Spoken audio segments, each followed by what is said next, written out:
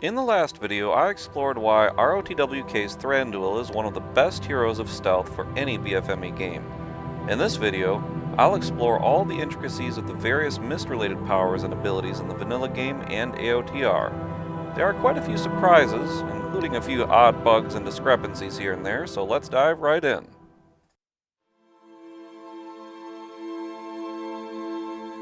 The fortress mist you get from the Elven Fortress in vanilla works the exact same way as Lothlorien's in AOTR. Lothlorien is the only Elven faction to have this fortress upgrade. This is a powerful upgrade for all that it stays only around the fortress. Unlike with stealth or invisibility, the fortress mist allows any units, including heroes, to remain unseen even while moving or attacking. I turned off targeting for the Lothlorien fortress so you can more clearly see the stealth units attacking while not being revealed.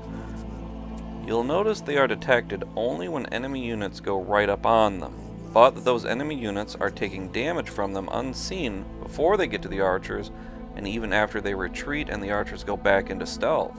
Let's watch.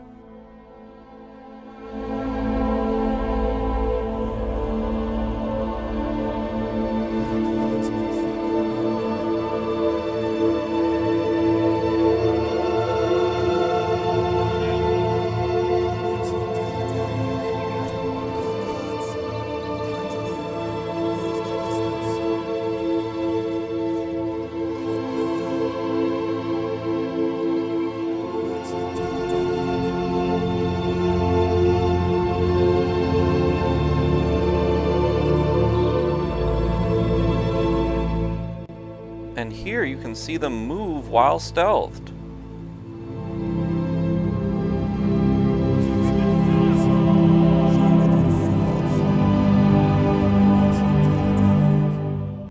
Units hidden by the fortress mist also will not be revealed even when they're hit.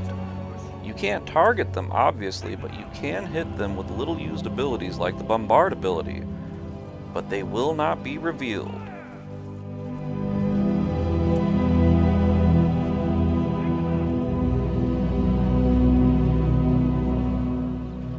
But now they'll reveal them so that they show they did take damage. But, as in vanilla, there are units it does not work on. Ents. Also, as in vanilla, the Fortress Mist does not stealth fortress expansions or other nearby structures.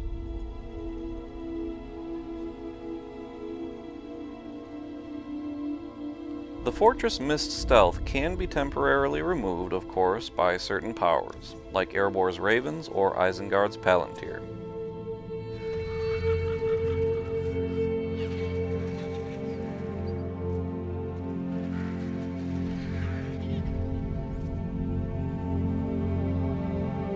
In AOTR, there is also the occasional summon structure that operates like a mini-fortress with mist power. For both Lothlorien and the Woodland Realm, you can summon a special tree for a limited time, which operates the same way as the Fortress Mist, letting your units or heroes move and attack in a limited range with impunity. Great for small ambushes on the field of battle. Even better for standoffs of archers on both sides. A player with either tree will have a decisive advantage, needless to say, forcing the enemy to have to close the distance or flee, and closing the distance will cost that enemy valuable time and units, to say nothing of the debuffs they have. Also perfect for making getaways from human players trying to target fleeing heroes or units, as they will disrupt any targeting immediately, causing the enemy player to lose it and not get it back, unless of course they get too close or have a power revealing stealth.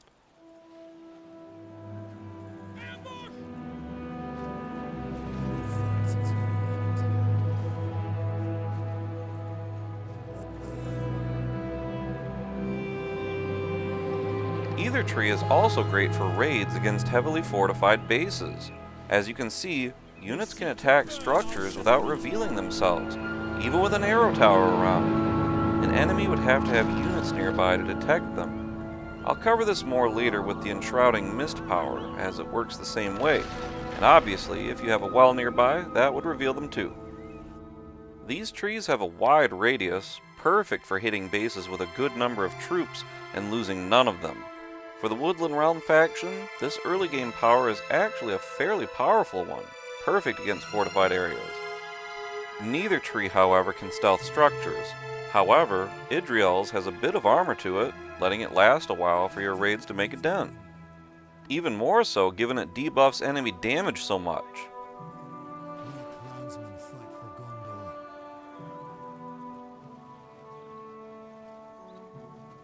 Here's where the sameness between the vanilla game and AOTR ends though.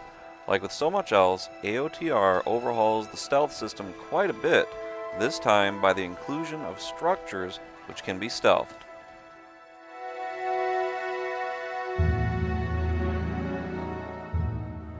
Such new and unique features come from factions like Dol Guldur and Lothlorien. To stealth structures is a fairly limited feature, reserved for such factions where it makes the most sense to have it. Both factions are incredible examples of the source material coming to life in this way. So in the case of Lothlorien, you can actually permanently stealth your arrow towers. They get a special upgrade, one of many.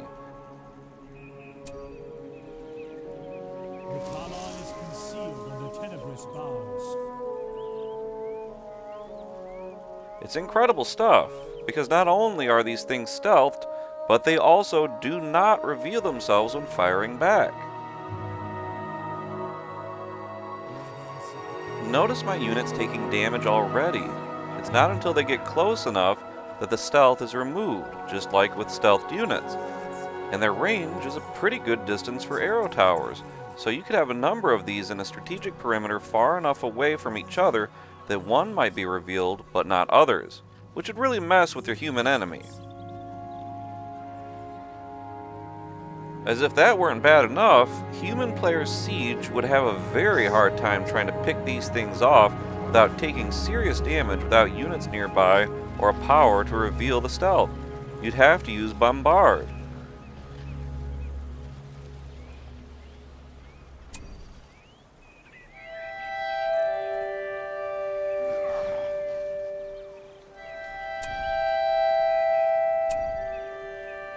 Take them up!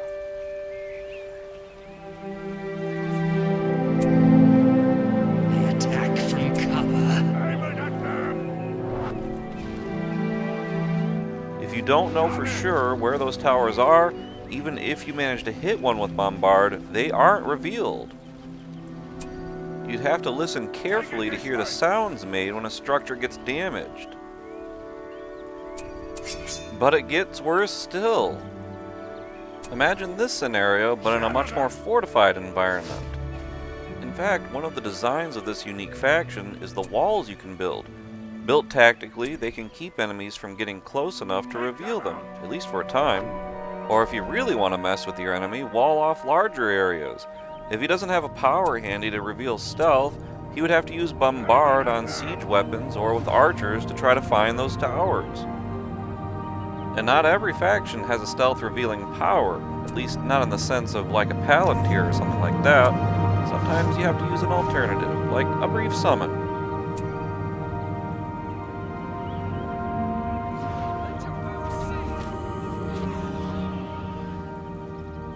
Kind of a waste, but it worked for a second, and it showed me that I hadn't even done splash damage to the tower. So as you can see, trying to find these things without bumping into them or having a power can be a real problem. Good luck against a player who knows how to use these things, especially if they've got all their upgrades.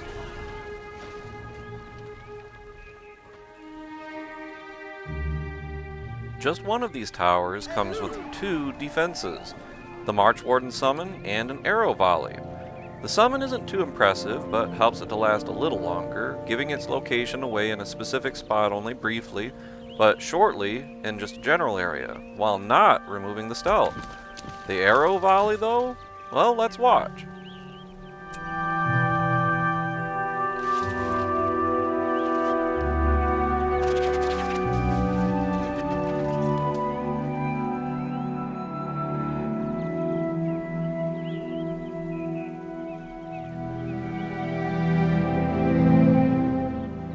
You can see the Marchwardens appearing but not removing the stealth. And then the arrow volleys. They have a slightly shorter range than my troops, so I move them forward just a little and... Come, lads. Time to go.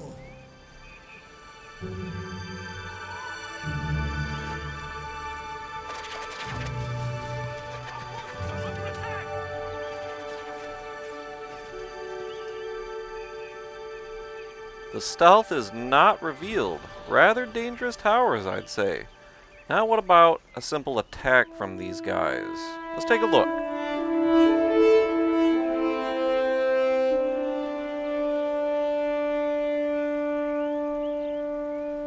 blades are at the ready. It's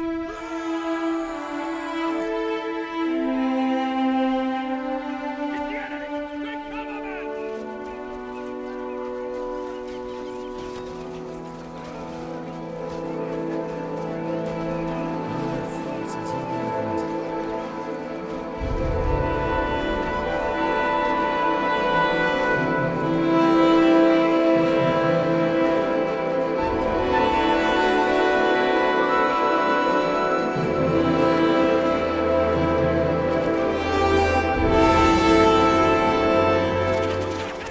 So the towers by themselves can fend off an attack of this caliber, and then go right back to being stealthed. Not too shabby.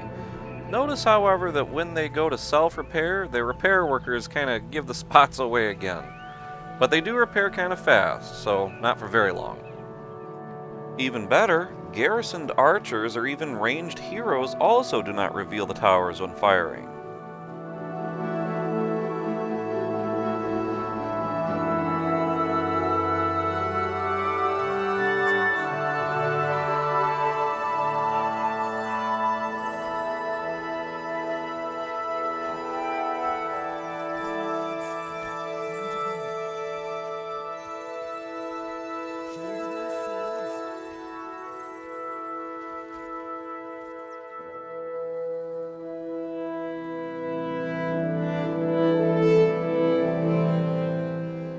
So as you can see, these towers can be fairly formidable, quite possibly the best towers in the game, especially if you buff their armor with Lothlorien's several structure armor buffs. Sadly, none of what I've said concerning these towers makes any difference to a bot whether these things are stealthed. They always seem to be able to target them. Now we come to Dol Guldur. As briefly shown a little bit ago, Dol Guldur has a powerful spellbook power which allows it to temporarily stealth many units and structures within a radius. Unlike Elves' Fortress Mist upgrade though, this can stealth even your fortress and its expansions. And as you can see, you have to get pretty close to have them only briefly revealed.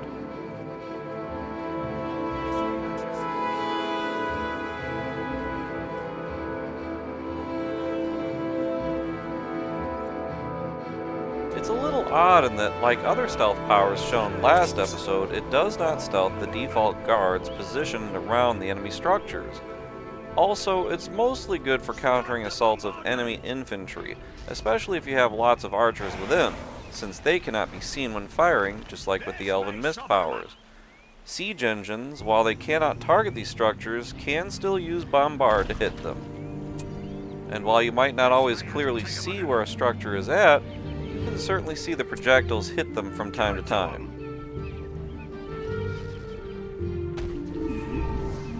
A little tip here, you can see a little red icon displayed over where the structures actually are when you hover your pointer over those areas.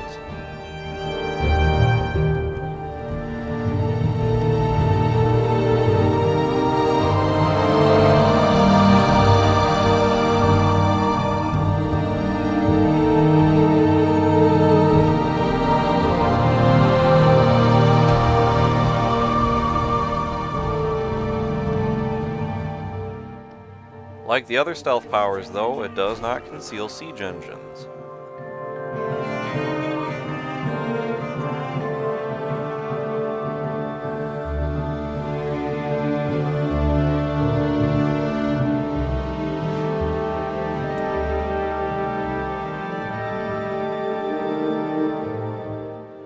Nor nor does it conceal siege expansions for allies. Gotta love some floating catapults. Clearly this is a bug of some sort, at least with the expansions.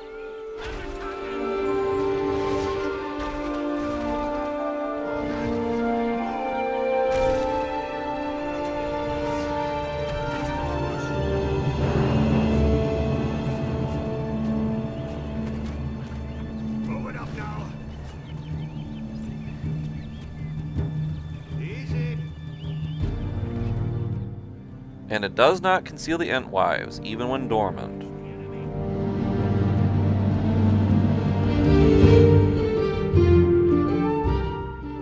Something else that is clearly a bug is the Dol Guldur jail structure. You can see the animated units inside it.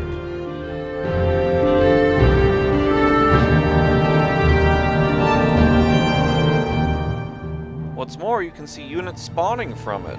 Some other structures work this way as well.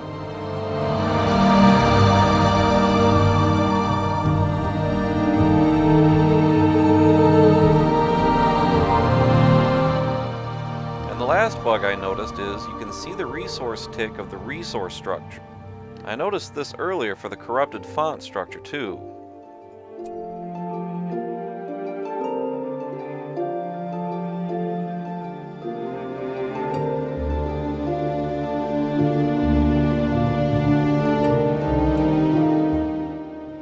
The last feature of the Dol Guldur faction is its own arrow towers.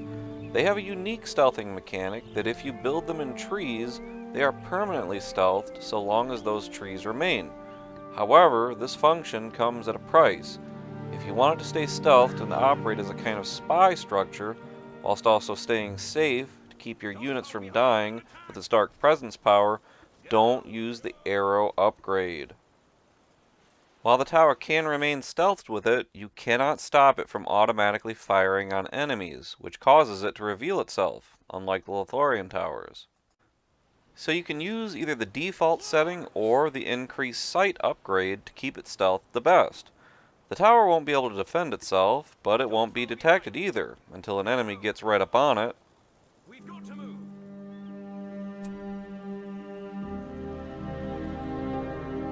Notably, however, you can use the concealment power on them. The towers won't be revealed, but obviously you can see where they're firing from.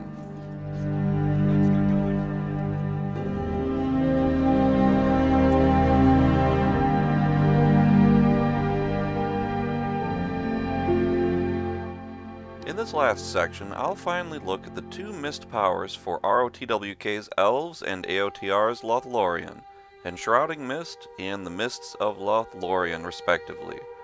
There are some significant differences between them, as you can see just from their descriptions. Given that ROTWK's is a mere 10 pp power versus AOTR's 25, I'd say this difference is justified. And appropriately, the radius for AOTR's is bigger than ROTWK's. As a side note, I personally used to always be confused by the way the stealth effect looks for ROTWK's version. It looks like they could sometimes be seen by the enemy, sometimes not. I think AOTR's is better, obviously, more consistent. It has a cool sound effect too.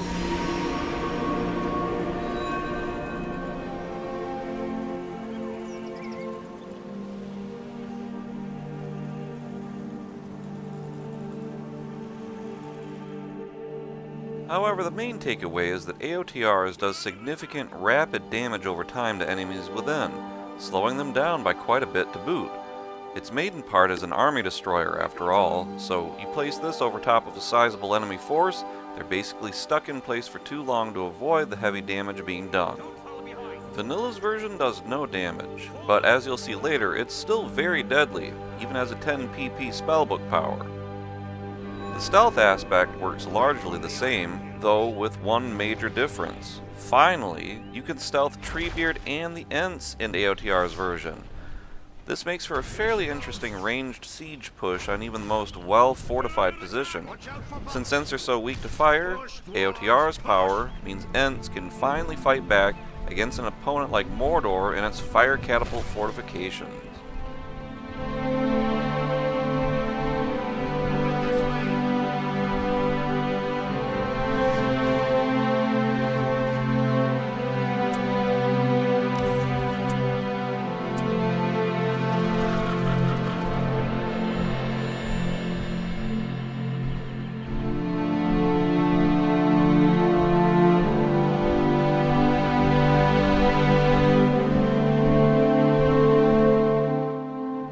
thorns are not concealed though.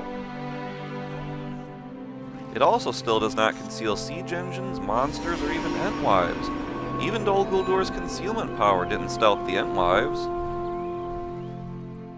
However, if you noticed, it does conceal other ranged monster siege units, like the Cave Troll and the Mountain Giant.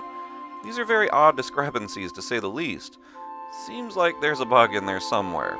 Regardless, this is more than the vanilla's mist power conceals, which is to say, no monsters, siege units, or even Ents.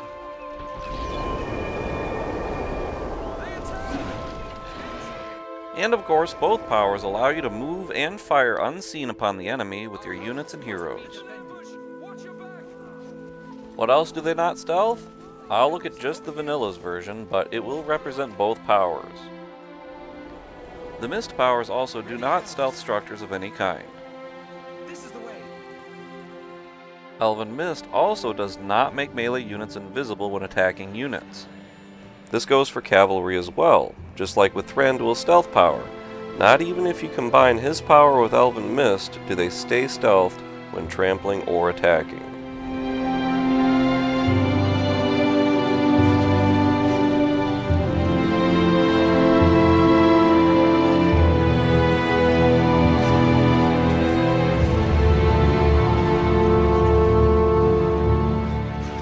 As you can see, the Mist, much like with the Fortress Mist explored earlier in the series, is mostly useful for archers, as you'll see later. However, the debuff and removal of leadership on enemy units does make it versatile for melee units too. Now, in spite of the stealth mechanic not working for the melee combat, it does have its own subtle uses in this area, albeit as a workaround. The great thing about this power is that you can cast it on top of an enemy base, and unless enemy units are in that area, those stealthed units cannot be revealed while attacking structures. No matter how many defenses a base has, this power can allow units to slip in and, for whatever units are stealthed and thus undetected, take no damage. Though, obviously, this would not be the case with certain factions, which have the rare upgrade to towers that do reveal stealth. The camp is under attack. Destroy it. We've taken down our fortress. What about fortress defenses themselves? Can they detect stealthed units? Isengard has some pretty strong close-range defenses in the mine launchers alone, and it has ballistas able to be attached to the fortress. So let's look. We must stand against them. The ballistas can no longer target them. A player would have to manually choose the bombard ability if he wanted them to hit the units. They are no match. Pull out your swords. Evil is upon us. With haste. Elves, over here. As you can see, any stragglers not in the perimeter of the mist do get hit from time to time by arrows until they're safe within, but the mine launchers do not detect them. Elves, over here.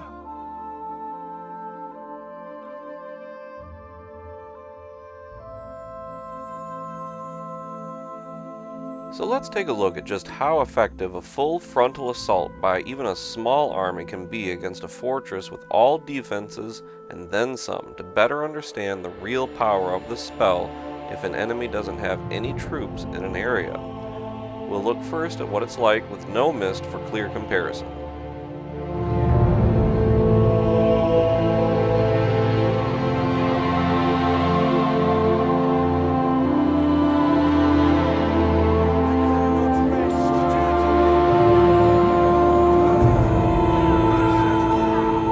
Ready your swords. Stay on guard. Take back these lands. Elven warriors, look out. We must stand against them.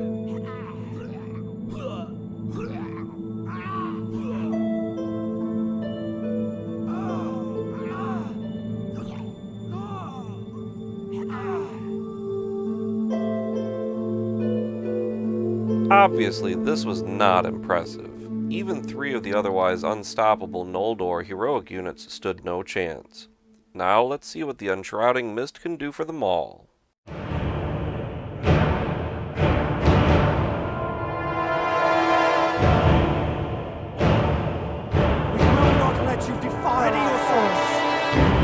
your footing.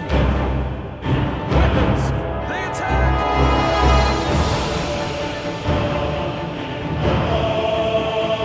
Press on! Ready, elves? This is the way.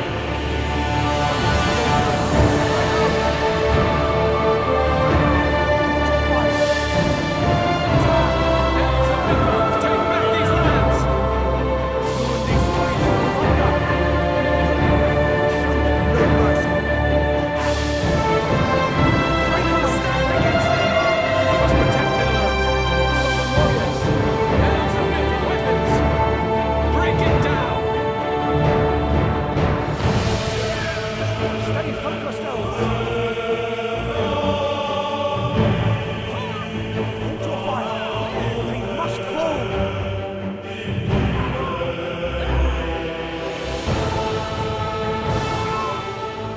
It's coming! Evil is upon us! Pretty impressive victory for a small, unupgraded army, and Shrouding Mist can make a big difference if you can time it right and have the follow-up. Though just a 10 power point spell, it is not to be trifled with, and given AOTR's version has a wider radius and has the persistent damage, it's even deadlier. Lots of fun for everyone.